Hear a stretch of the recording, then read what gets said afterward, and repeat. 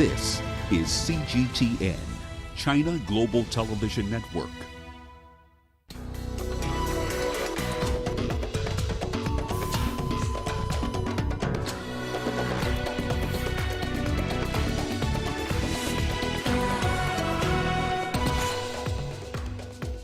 Russia threatens to sever ties with the European Union if sanctions are imposed.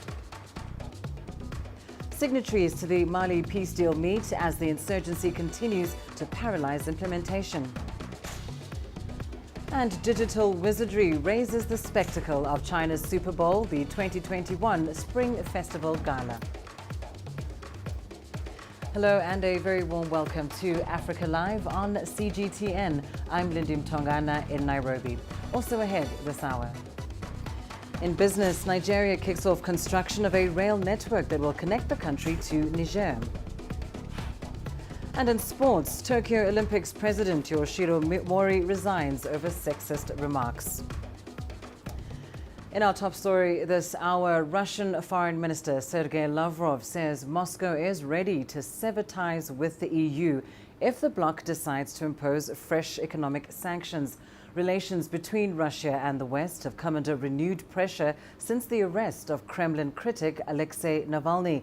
Russia is accusing the EU and the United States of interference in its internal affairs. Last week, Moscow expelled German, Polish and Swedish diplomats, saying they took part in an unauthorized street protest. Now, European diplomats say travel bans and acid freezes on allies of President Vladimir Putin are likely to follow. Sergei Lavrov was quoted in an extract from a new interview to be published in full later today. Now in Mali, parties to the peace accord signed in 2015 between the government and rebel fighters have held talks in the northern city of Kidal. The talks were aimed at implementing the deal, which has been hampered by political developments in the West African nation. Diplomats from the 5 permanent member states of the UN Security Council and Mali's neighbor Algeria also attended those talks. French Foreign Minister Jean-Yves Le Drian told attendees via video link that the Kidal conference was evidence of a positive dynamic in tackling violence in the Sahel region. In 2015, Mali signed an accord in Algiers with several rebel groups, which saw the government stop a Tuareg rebellion after rebel groups started cooperating with the government. Despite its slow implementation, diplomats are optimistic that northern Mali will be stabilized. The entire international community stands in solidarity with Mali and is ready to walk with the country in this new phase. Now, earlier we spoke to David Otto Endele, an international counter-terrorism and organized crime specialist. He's also the director of security for the Horn of Africa Institute for Peace and Security. He started by explaining why the peace deal signed nearly 6 years ago failed to end the insurgency in Mali. Any prospect for a peace deal that involves the insurgency that has been going on for almost a decade now is a welcome idea. But in terms of the practicalities, what is actually impeding the current process is the fact that many Malians, but also those who are representing some of the armed terrorist organizations, are demanding for the complete withdrawal of the French troops, of course, under Operation Barkhane, J5 Sahel. There is also Operation Takuba.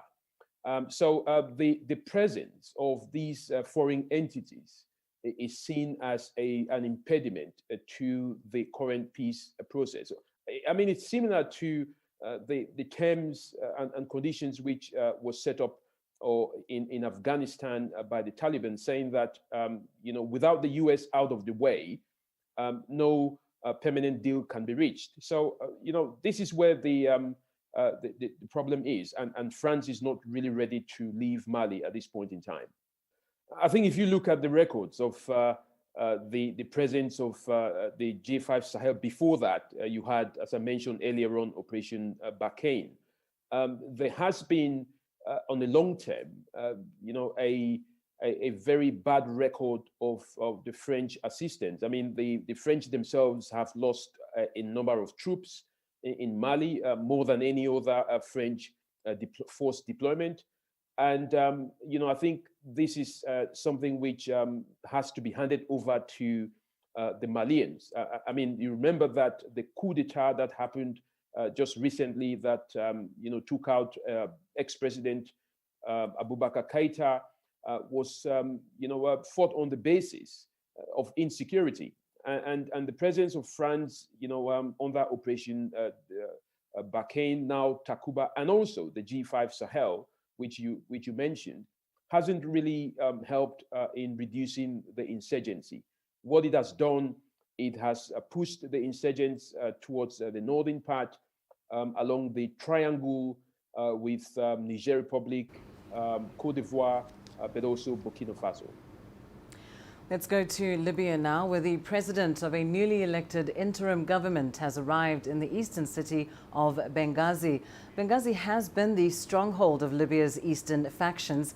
The visit by Mohamed Yunus Menfi is seen as an effort to foster unity in a nation divided between rival administrations in the east and west. Libya is set to hold elections in December this year. Now, upon arrival at Benina Airport, Menfi met dozens of tribal elders, academics and activists.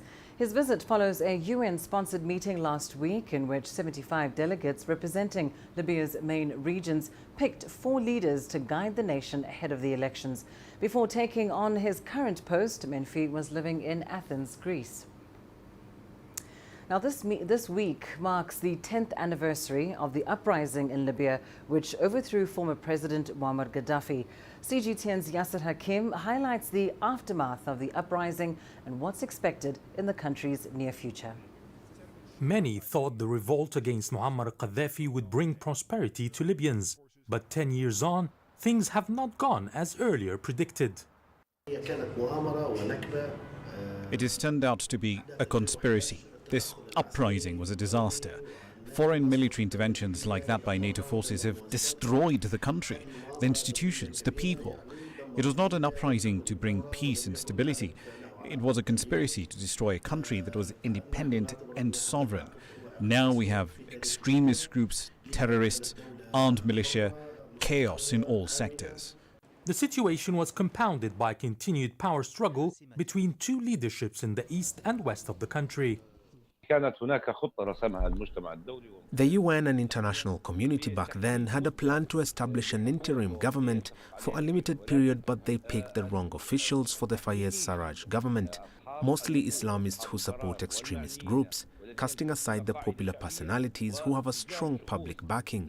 The UN policy created a rift in the country between East and West, and the government became a burden by allowing foreign interventions such as Turkish forces. The North African country later hosted terrorist groups and also became a proxy war zone for foreign powers. These conflicts have had their impact on the economy and living conditions. Oil is the main source of state revenue, but its output dropped significantly during the conflict, affecting the country's budget. But recent developments have been positive. The ceasefire that's in place has allowed increased oil production levels, as well as the formation of a joint committee overseeing a roadmap for parliamentary and presidential elections. The 5+5 committee began its mission strongly and was productive according to the UN's Stephanie Williams.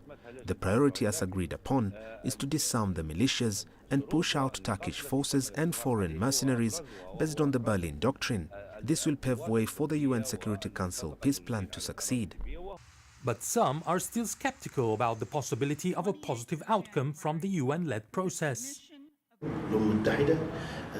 The United Nations and all who interfered in the issue have failed due to the spread of weapons, chaos, divisions. Libya's problem is not political, and that's where the UN has gone wrong. It should be dealt with as a security crisis. Armed militias are controlling the state, the economy, controlling politicians and decision-making. For a successful process, armed militias should be eradicated. Libyan politicians are currently mapping out the final steps of a peaceful transition. If successful, the next few years could turn out to be much better than the previous decade. Yasser Hakim for CGTN, Cairo.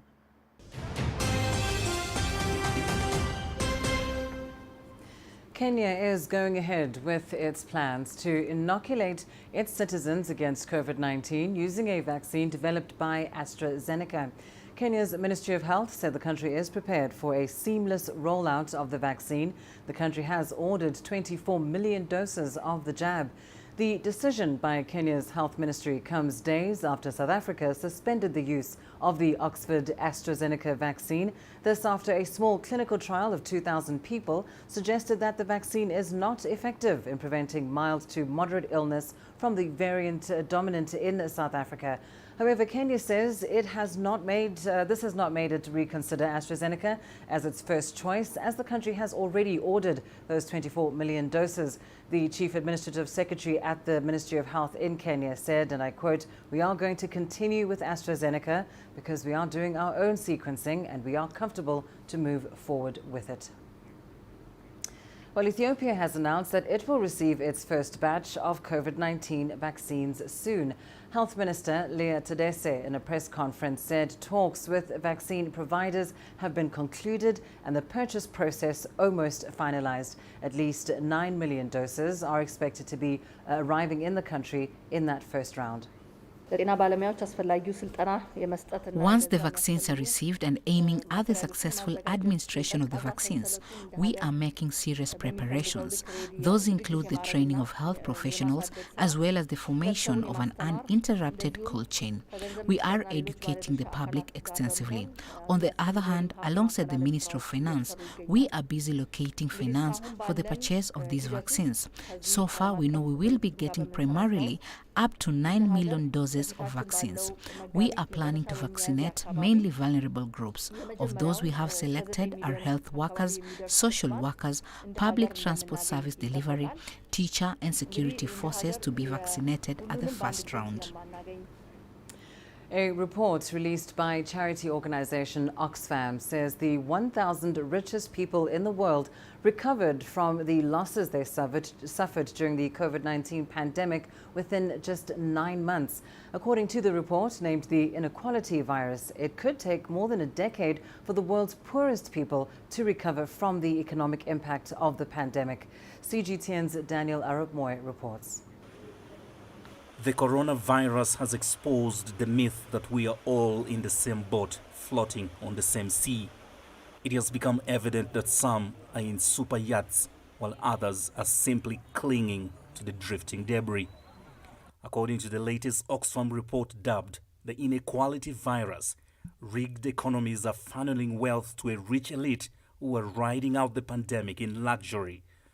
Oxfam says it took just 9 months for the fortunes of the top 1,000 billionaires to return to their pre-pandemic highs, while for the world's poorest, recovery could take more than a decade. It exposes the fact that we have economies that are very unequal. So we have been in a situation for years where the rich have been getting richer and the poor have been getting poorer. And there's generally a lack of understanding that that economic model is not going to benefit everybody equally. The world's 10 richest men saw their combined wealth increase by $500 billion since the pandemic began. This increase is more than enough to pay for a COVID-19 vaccine for everyone. In September 2020, for example, Jeff Bezos could have paid all 876,000 Amazon employees a $105,000 bonus and still be as wealthy as he was before the pandemic. We are seeing, the top billionaires in the world. Yes, they were affected initially by the pandemic, but they've been able to bounce back and bounce back stronger. In fact, whereas the poor are getting poorer as a result and will take decades to get out of poverty. In sub-Saharan Africa, 9 out of the $11 billionaires have also seen their fortunes increase by about $13 billion. This, the Oxfam report says, is enough to give all 20 million people forced into poverty by COVID-19 in the region a check of approximately $655 each. As the rich get richer, the poor are getting poorer, as many continue to battle with the worst global job crisis in over 90 years. Women and marginalized racial and ethnic groups are bearing the brunt of this crisis. The Oxfam report calls for building a future that is not led by billionaires, but by diverse and multiple voices founded in the principles of democracy and human rights. Daniel Arap Moi, CGTN, Nairobi, Kenya. And to the US now, prosecutors have wrapped up their case against Donald Trump in his second impeachment trial. They've argued there could be a repeat of January's Capitol Hill riot if the former president is not convicted. Our reporter Sean Calebs has more from Washington. In this security footage, House prosecutors contend former President Donald Trump has championed violence on many occasions. Donald Trump's cry to his legions of fervent supporters, in this case protesting COVID-19's simple health measures, led to an all-out assault on the Michigan State House. White power! And this is how Trump labeled white supremacist at a Unite the Right rally in Charlottesville, Virginia a few years ago. But you also had people that were very fine people on both sides. The rally by the supremacist led to 1 death and 19 people being injured, as well as widespread criticism for the president labeling members of the hate group as very fine people. House members laying out the case against Trump argue the decision by U.S. senators should be a clear one. These prior acts of incitement cast a harsh light on Trump's obvious intent. So, if he gets back into office and it happens again, we'll have no one to blame but ourselves. But the Democrats leading the fight are facing a daunting task. They need 2/3 of the Senate, or 67 votes, to convict Trump on impeachment in an effort to keep him from ever holding office again. the vice president turns around. Despite the sobering video many saw for the first time Wednesday, many Republicans remain loyal to Trump and bluntly say they have seen or heard nothing that warrants the ex-president should be held accountable. In a way, much of the prosecution argument hinges on this comment from Trump the day of the riot, as he continued trumpeting his conspiracy theory, an out-and-out lie that the election had been stolen from him. And we fight like hell. Many of his supporters say that statement alone led them to believe they were following orders from the president, the commander-in-chief, and they were doing his bidding. Trump's legal team has repeatedly said the ex-president did nothing wrong and he is protected by free speech. That gets to the core of yet another argument for impeachment, that Trump is completely non-apologetic and shows no remorse. He does not say the one sentence that would stop future political violence. The election was not stolen. He still hasn't said that sentence. That is why National Guard troops in full body armor still patrol outside. Republicans are countering by saying there are two sides to the coin, and Trump's legal team will deliver its defense Friday. Trump's legal team did not get high marks for its opening statements. Senators could vote on Trump's future as early as this weekend. Sean Caleb, CGTN, Washington. Well, time now for a short break. Here's what's still ahead on the program. East African Locust fighters could be forced to halt their operations due to funding challenges. And authorities in South Sudan scramble to address a humanitarian crisis caused by flooding.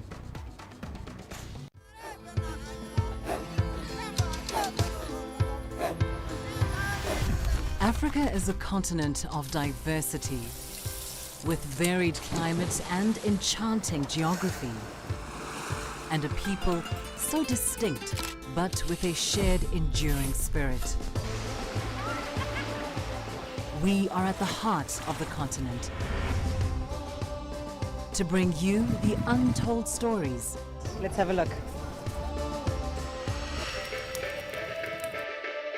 We celebrate Africa as it shapes its own destiny.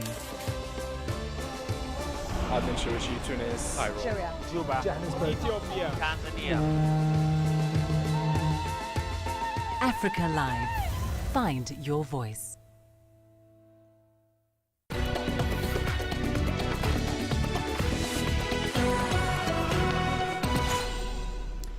A Locust fighting squad assembled by countries in East Africa could be forced to halt its work due to funding challenges. The UN's Food and Agriculture Organization says that without additional funding, the anti-locust team will have to cease its operations by March this year. CGTN's Daniel Arupmoy has more. When the first wave of locusts invaded parts of East Africa in early January 2020, many countries had little or no capacity to respond. But with support from FAO, many managed to assemble a locust fighting force in the air and on the ground. The swarms have since then been greatly reduced in number and in size, thanks to those efforts. The situation has slightly evolved. Donors have heard us, and we should remember that resource partners have been very generous to the desert locust upsurge in 2020. We received over $190 million in 2020, and the funding gap that we were facing and that we are still facing is in a range now of $30 million. Just when East African countries have started seeing gains in the fight against the locust, there are fears that these could be rolled back due to the funding challenges. Successfully controlling the desert locust invasions in the region will require urgent funding. With the revised schedule based on latest funding, we can go until end of March now in all the countries, end of March, beginning of April. But if locusts are still present in the region by then, and if we have no funding, then again we will ground the air asset, which is problematic because in April that's when the cropping season, the long rain are going to start and farmers will start to plant. So we need to make sure that we have sufficient capacity to treat remaining desert locusts in the region for the period April to June. Kenya and southern Ethiopia are reportedly being reinvaded, having beat back the first invasion last year. Over 6,000 hours of aerial sorties have been flown to spot and spray the pests.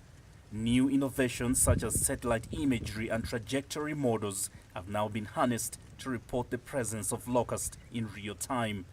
Daniel Arupmoy, CGTN, Nairobi, Kenya. Many regions in South Sudan are reeling from the effects of torrential rainfall over the past few months. One of the hardest hit areas is the Bor region. Overflowing waters from the Nile River have had a devastating impact on people's lives. Authorities are now under pressure to protect people and address their growing humanitarian needs.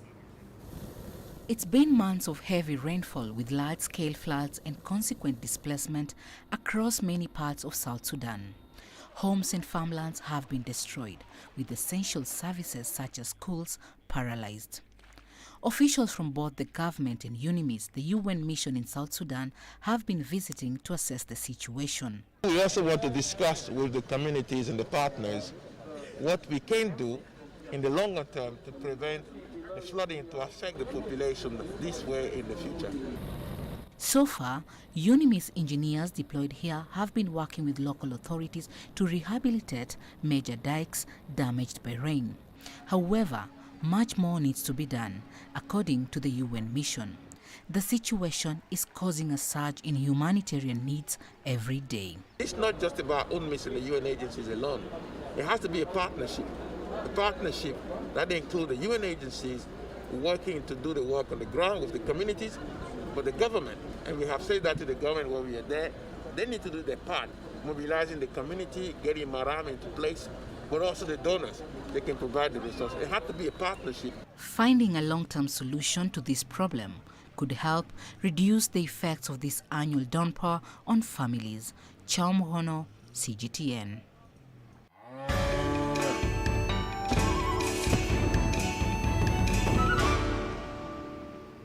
China welcomed in the Lunar New Year last night, and as usual, the Spring Festival Gala took center stage in celebrations. Early ratings say the show, presented by China Media Group, reached over 1.1 billion viewers. Lu Wei has more. Aired by over 600 media outlets in more than 170 countries, this year's Spring Festival Gala provided viewers with a cultural feast with acts of artistry and innovation. Performers were able to take on board travel advice and do their routines remotely through cutting-edge technologies like 8K high-definition video streaming, artificial intelligence, and virtual reality. The stage setting is awesome. LED screens which can automatically raise are everywhere. After going up, they will jointly form a huge screen. I think it's so cool. Producers made a special effort to recognize those who made their mark on 2020, such as frontline healthcare workers and those involved in the country's space program. The gala also gave a shout-out to the millions of people who didn't return home for the holiday due to coronavirus travel advice.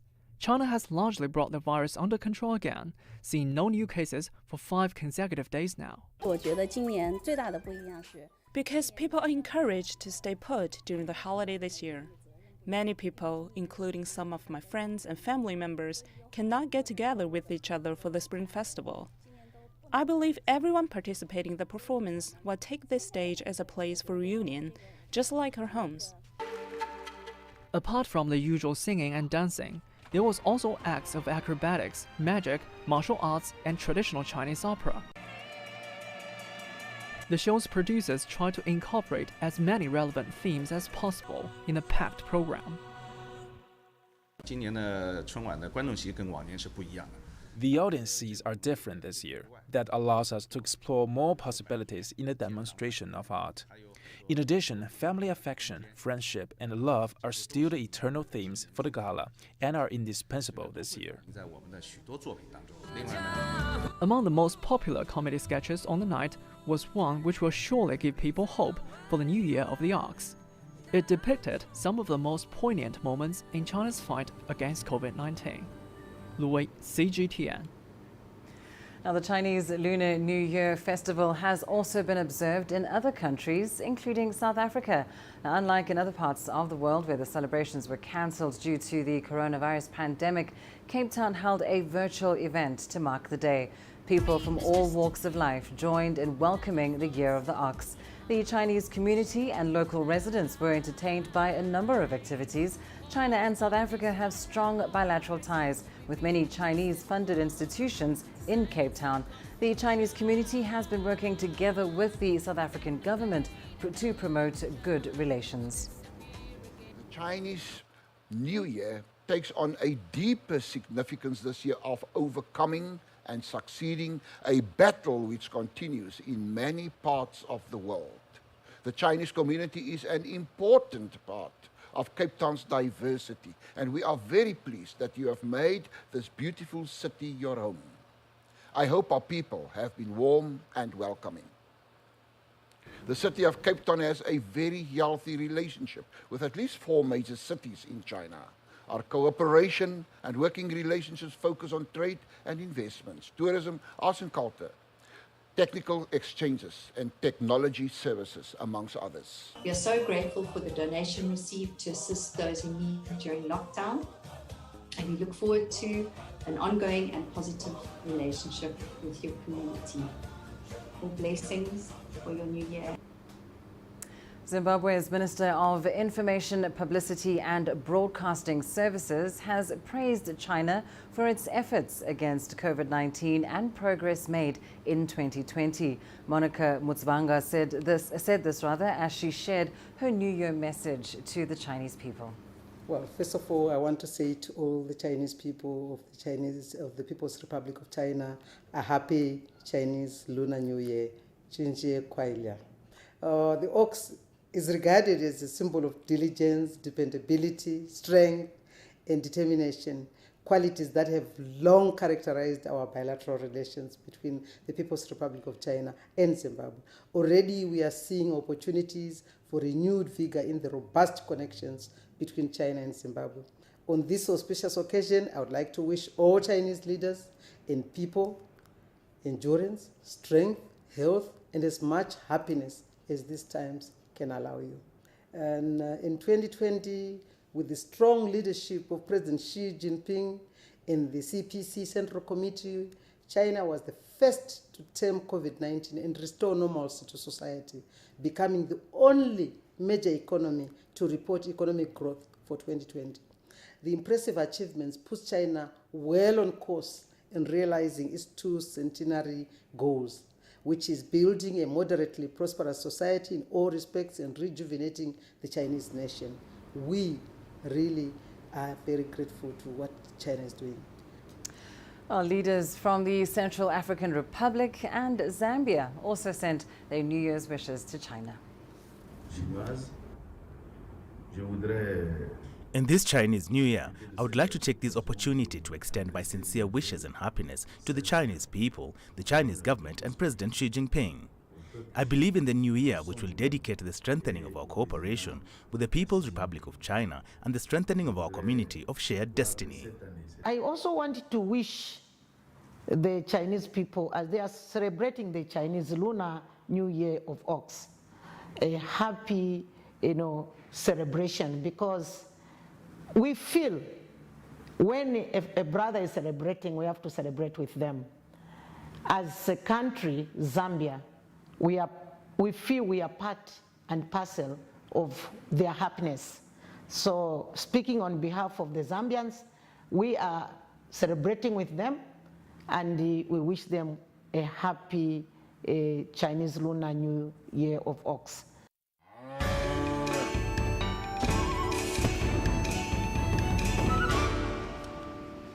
You're watching Africa Live. Coming up in your business news. Nigeria kicks off construction on a rail network that will connect the country to Niger. And after almost a month-long total internet blackout, Uganda is back online.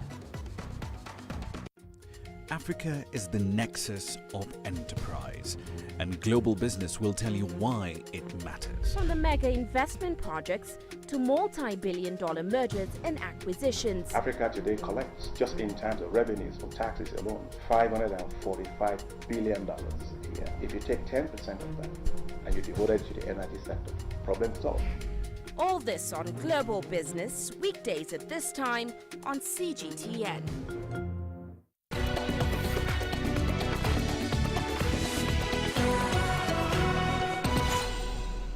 We start your business news in Egypt. The country is set to introduce a fleet of new electric cars in a move designed to eventually replace thousands of unlicensed rickshaws which roam the cities. The electric vehicles will have a local production component of around 45%, and they will go on sale at relatively low prices to encourage the replacement of the old, heavily polluting rickshaws. From Cairo, here's Yasser Hakim with that story. The auto rickshaw, known as the tuk-tuk in Egypt, is a common mode of transport. There are more than 500,000 that have been licensed to operate, but experts say there are more than 1.5 million roaming the country's streets. Although they're suitable for most poor and overpopulated neighborhoods, there have been plans by the government to ban the tricycled vehicles. They started to spread in Egypt in 2009 and anyone could operate them. The problem of tuk-tuks is that most are not licensed. A lot of social issues have increased with the presence of tuk-tuks, including kidnappings, theft, underage drivers and traffic jams.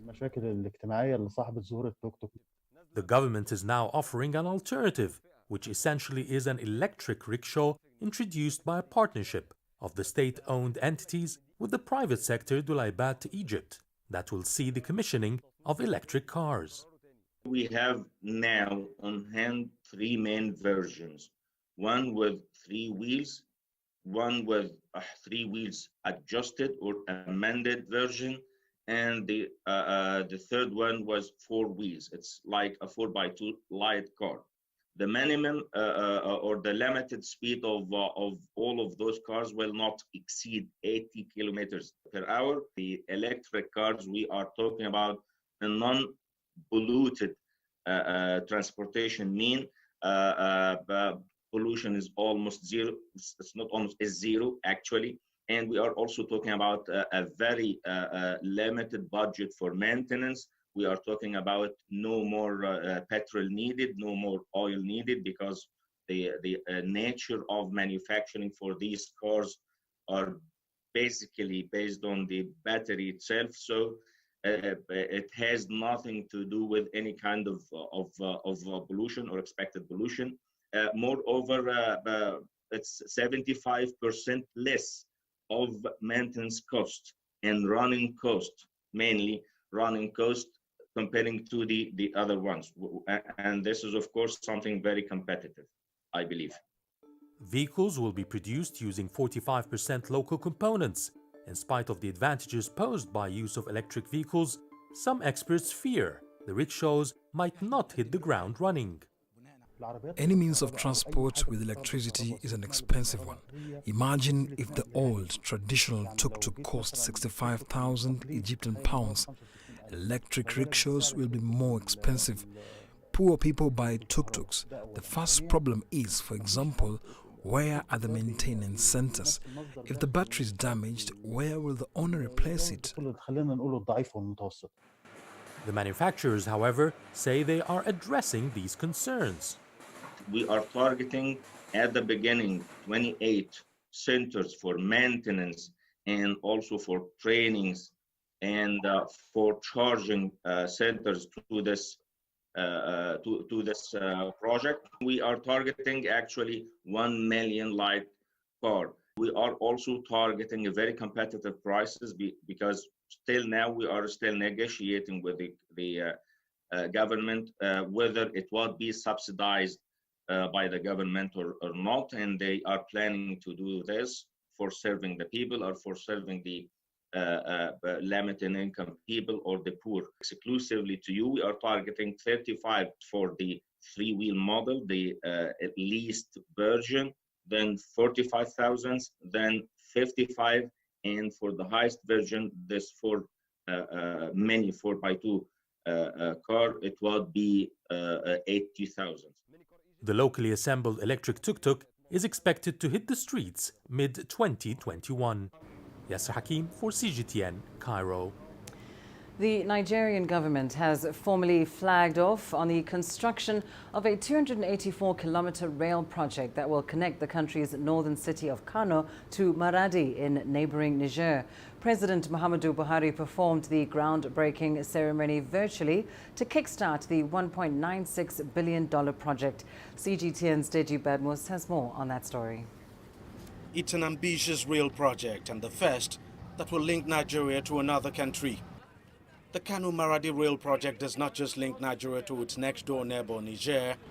The government says it will enable the country compete with other countries along the West African coast for the movement of passengers and freight from landlocked countries in the region. This vital infrastructure line will establish an end-to-end logistics supply chain in railway transport services between northern and southern regions of the country, reaching Nigerian southern ports of Lagos and Warri. The entire route encompasses territory inhabited by close to 80 million people across 10 states of the country. The connection to Niger Republic through rail will also foster trans-Sahara trade and contribute to the expected gains in the African Continental Free Trade Area Agreement.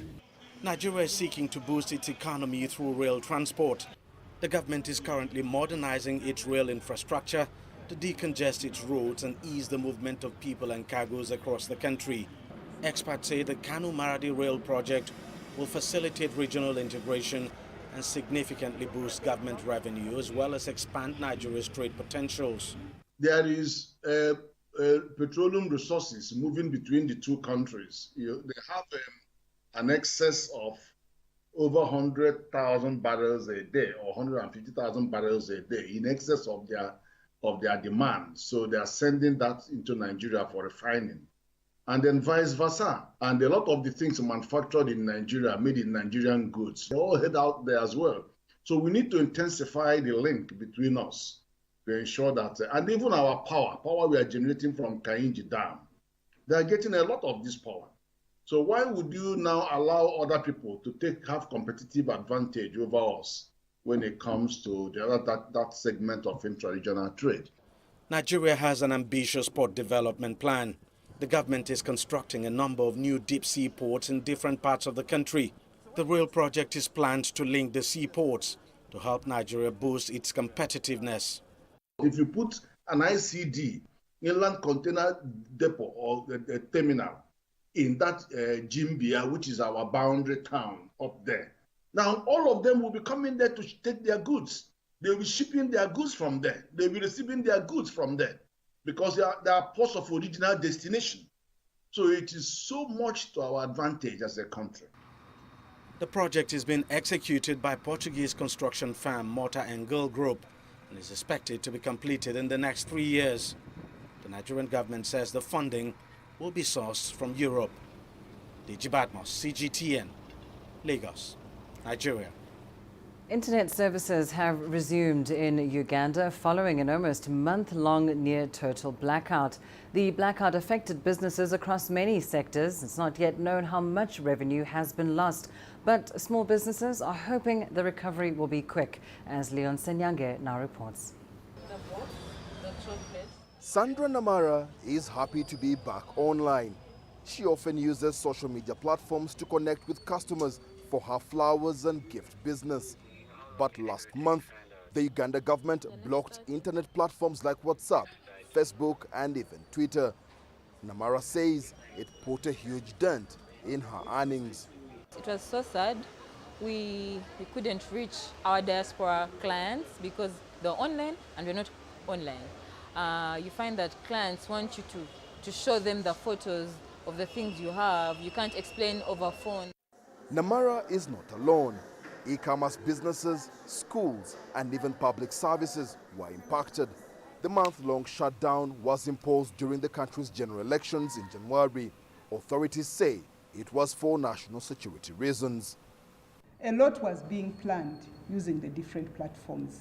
So having done what was done, saved us as a nation, made sure that at least there was peace and stability for the electoral process to be concluded peacefully.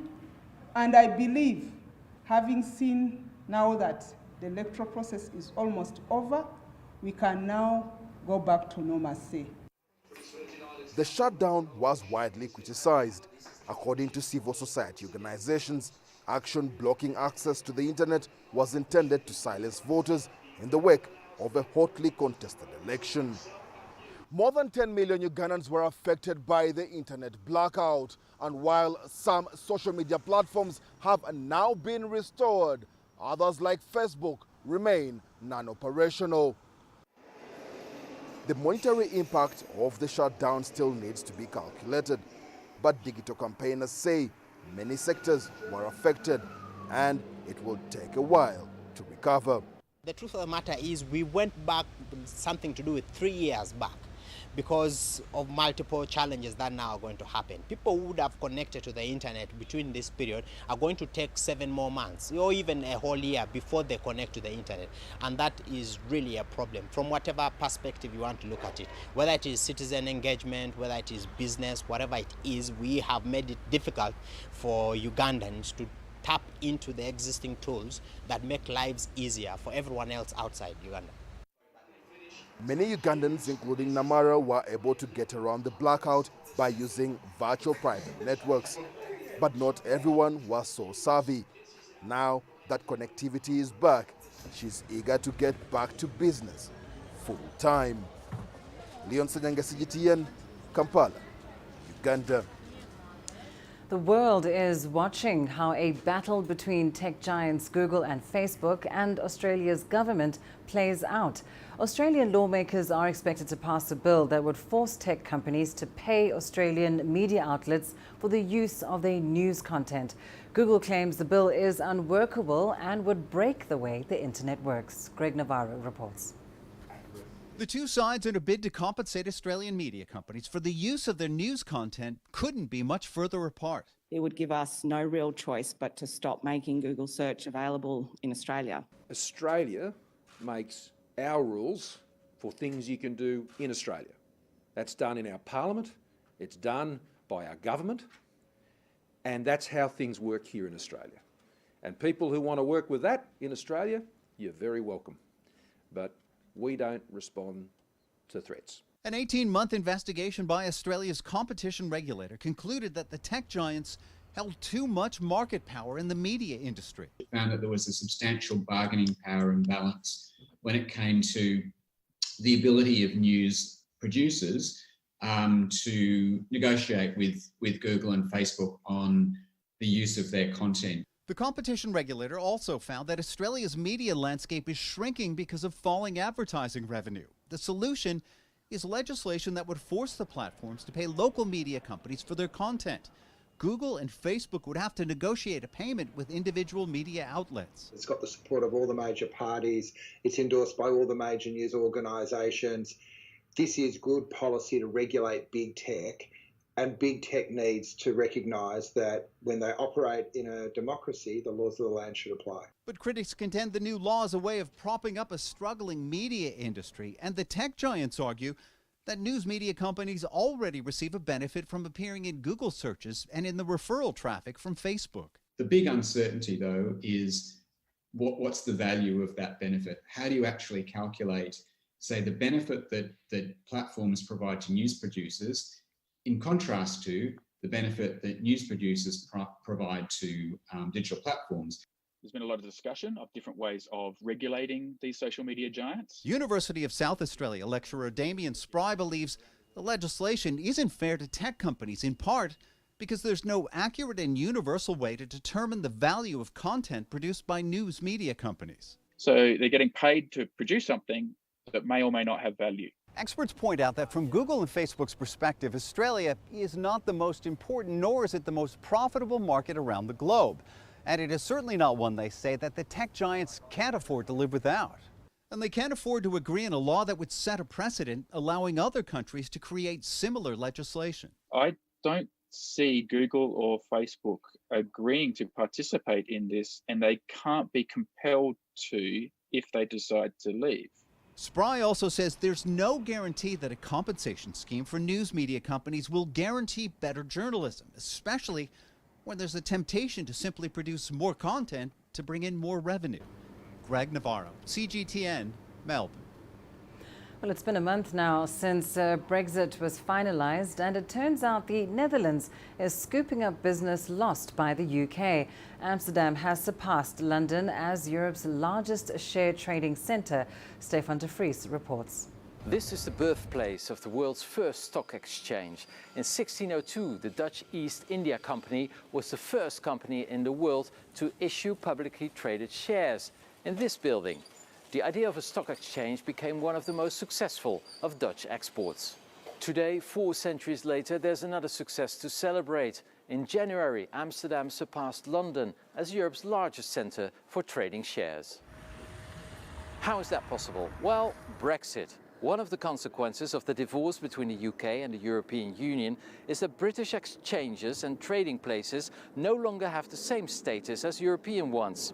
Half of the European deals, which London banks and brokers would normally handle automatically, shifted to the European Union. From the 1st of January, the number of shares traded in London decreased to 8.6 billion euros a day. And it's not just the trading of company stocks which Amsterdam is anticipating. Earlier this week, US-based Intercontinental Exchange announced it's moving its €1 billion a day carbon emissions trading market to the Netherlands. The loss of the City of London's premier standing in Europe is partly symbolic. It won't really affect the employment levels there. The Netherlands, by comparison, looks to be one of the winners. Amsterdam is once again Europe's leading financial centre, just like it was 400 years ago. Stefan de Vries, CGTN, Amsterdam. Coming up in your sports news, up next. In sports, Tokyo Olympics President Yoshiro Mori resigns over sexist remarks.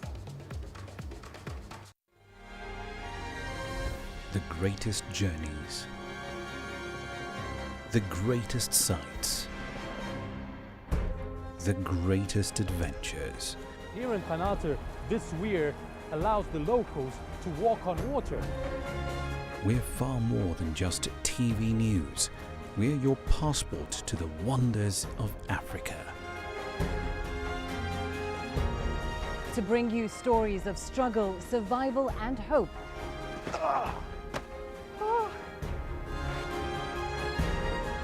So let's explore.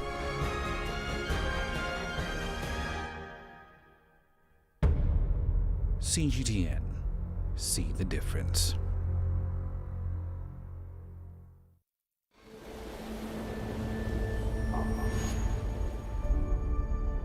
How would you create your legend? On the fields, on the tracks, in the arenas of Africa. Were you born to be a player? Could this moment be yours?